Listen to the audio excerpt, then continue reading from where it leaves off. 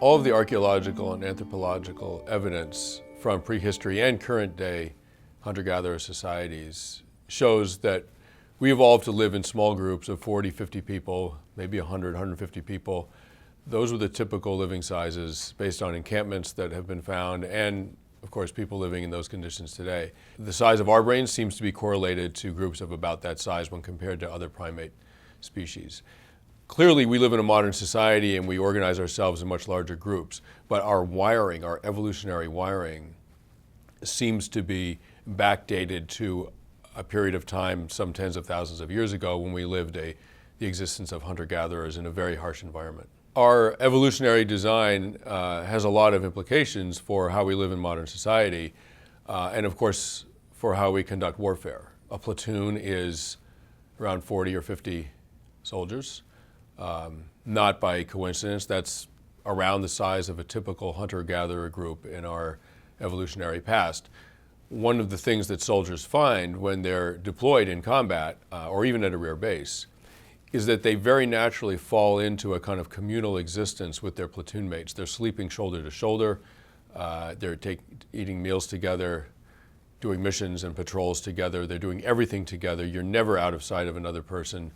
And you basically live for the group. There is no individual survival outside of group survival in our evolutionary past and often in combat as well. Because we're wired for that, because we evolved for that, it feels very, very good when you experience that. And I've experienced it as a civilian reporter in a platoon. It feels instantly right. The only analogy I can think of is holding a baby in your arms for the first time. It just feels like, oh my God, this is exactly what I'm supposed to be doing. This is right, and that kind of communal existence feels deeply correct and natural in the same way. And so when soldiers come back from deployment, often they miss the war, but what they really miss, I believe, is that communal connection. Not so much the combat and the killing, of course. They're not psychopaths. They're just like the rest of us. But they do miss that communal connection because in modern society it's pretty much gone. And they don't really notice that until they return to it. One thing that interested me in researching my book, Tribe, was the high rates of PTSD, post-traumatic stress disorder, in the US military. And estimates vary, but they range as high as around 20%.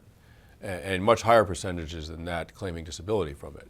In the Israeli military, by contrast, the rate is as low as 1%. PTSD is a hard thing to measure, and that's why there's some variability. But it's as low as 1%. It's way lower than in the US. And I wanted to know why. Were there roughly equivalent militaries, modern societies? What is the difference? And Israeli psychologists that I spoke with pointed to a couple of things. One was that the wars that Israel has fought in the last couple of generations have been like right on their doorstep.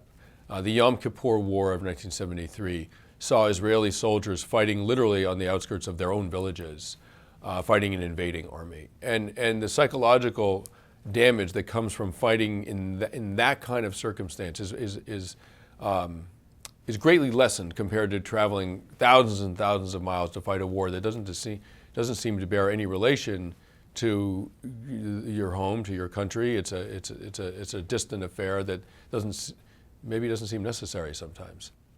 The other difference between Israel and America is that Israel has mandatory military service. Roughly half of Israeli citizens serve in the military. So if you're a soldier and you saw combat in Lebanon or whatever, when you come home, you're coming home to a community where an enormous number of people were also in the military. So there really isn't a transition from military to civilian life.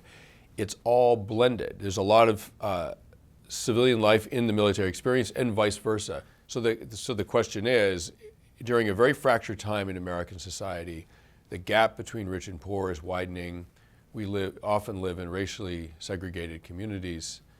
There's a really ugly vitriolic content to political discourse these days. There are politicians talking with real contempt about their president, segments of the population. When you have a country that's in such a state of disrepair, what can you do to bring it together? One possibility is mandatory national service, with a military option. Personally, I think it's immoral to force someone to fight a war they don't believe in. But mandatory national service would not just be enacted during wartime, it would be continual, and it would allow young people to contribute to us all, contribute to this country without having to carry a gun. You can do it in many other positive ways, and I think it would do enormous good, not just for the young people themselves, but also for this country as a whole. This country doesn't require anything of its citizens. When you don't have to invest in something, you don't value it.